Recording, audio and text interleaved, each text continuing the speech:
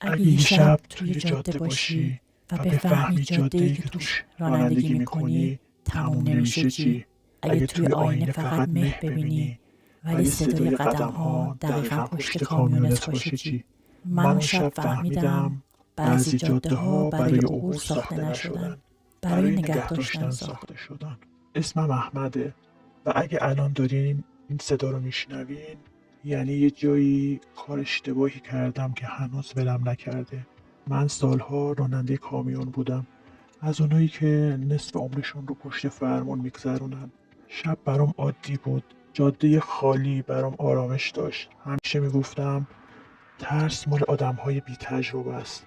اون شب هم مثل بقیه شبها شروع شد. بار سنگین داشتم. مقصد شهر کوهستانی دور بود. هوا سرد بود ولی نه اونقدر که نگران کننده باشه. مشکل از وقتی شروع شد که پیچ آخر جاده اصلی رو رد کردم. مه یه دفعه از زمین بلند شد.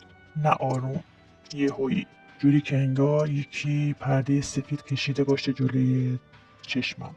نور چراغا میخورد به مه و برمیگشت توی چشمم. جاده باریکتر از چیزی بود که یادم میومد. اول فکر کردم خیالاتیم یا خستگیه، ولی بعد یه چیز چیک حالمو گرفت. هیچ ماشینی رد نمیشد، اصلا هیچی. اون مسیر معمولا حتی نصف شب هم یه دونه چراغ میدیدی، ولی اون شب هیچی.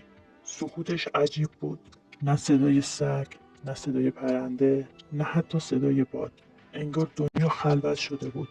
رادیو رو روشن کردم. صدای خشخش می اومد.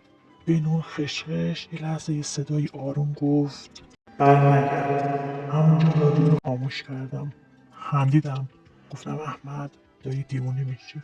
و دقیقا همون موقع صدای کشیده شدن یه چیزی اومد از زیر کامیون.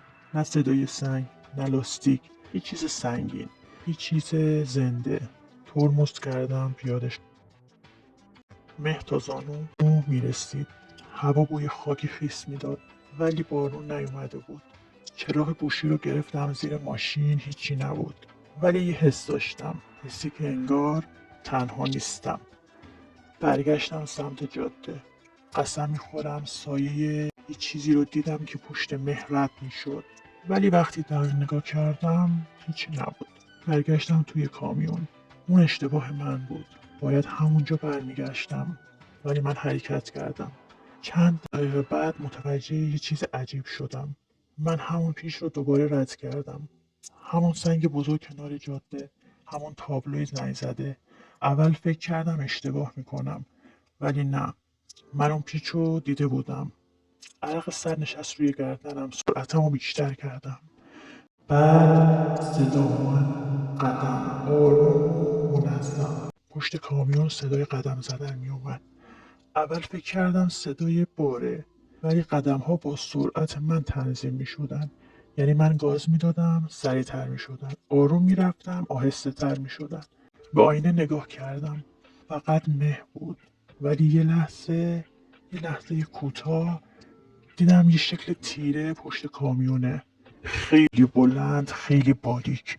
جوری که انگار کامل روی زمین راه نمیره. چشم از آینه برداشتم. گفتم نگاه نکن. فقط برو. ولی جاده تموم نمیشد. هر چی میرفتم همش پیچ بود. همون تابلوها، همون درخت کج. نفسم داشت تند میشد. چراغ جلو یه لحظه خاموش شد. فقط یه ثانیه. ولی همون یه ثانیه کافی بود، چون وقتی دوباره روشن شد اون رفته بود جلو. وسط جاده ایستاده بود. نه سرعت داشت نه دست مشخص، فقط یه تاریکی متراکم. ترمز کردم، لاستیکا جیغ کشیدن، کامیون ایستاد. اون تکون نخورد. من بهش خیره شده بودم. حس میکردم اگه پلک بزنم نزدیکتر میشه. و شد. قسم میخورم بدون اینکه راه بره نزدیکتر شد. ناگهان دیگه نبودش، محو شد. گفتم تموم شد، تموم. ولی همون لحظه یه ضربه خورد پشت کامیون، خیلی محکم. کل کابین لرزید. قفل شدم. یه ضربه دیگه، این بار نزدیکتر، انگار دست کشید روی فلز. صدای خراش، صدای نفس کشیدن. ولی پشت سرم فقط مه بود. گاز دادم. کامیون تکون نمیخورد. انگار چیزی گرفته بودش. اون لحظه فهمیدم این جاده نمیخواد من برم و بعد صدایی شنیدم. صدا از بیرون بود، از داخل سرم گفت پیاده شو.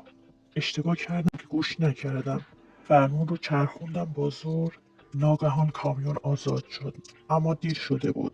چرخ جویس خورد، لبه جاده نزدیک شد و آخرین چیزی که دیدم اون بود. کنار جاده خیلی نزدیک و برای اولین بار حس کردم داره لبخند میزنه و بعد سقوط کردم. بعد سقوط، بعد تاریکی. میگن 3 روز بعد کامیون رو پیدا کردن. کابینش سالم بوده، درها از داخل قفل بوده، ولی من نبودم. میدونی عجیب ترین بخش چی بود؟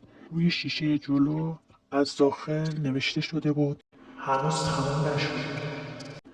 از اون شب به بعد راننده ها میگن وقتی از اون مسیر رد میشن صدای یه کامیون پشت سرشونه، ولی هرچی گاز میدن بهش نمیرسن. بعضی حتی میگن توی مه صدای نفس کشیدن میشنون. اگه این داستان لرزوندت و اگه جرأت داری بدونی بعد از سقوط چه اتفاقی برای من افتاد، توی کامنت فقط بنویس قسمت دوم. اگه کامنت ها پر بشه قسمت بعدی رو تعریف میکنم و اونجا تازه میفهمین جاده چرا منو نگه داشت.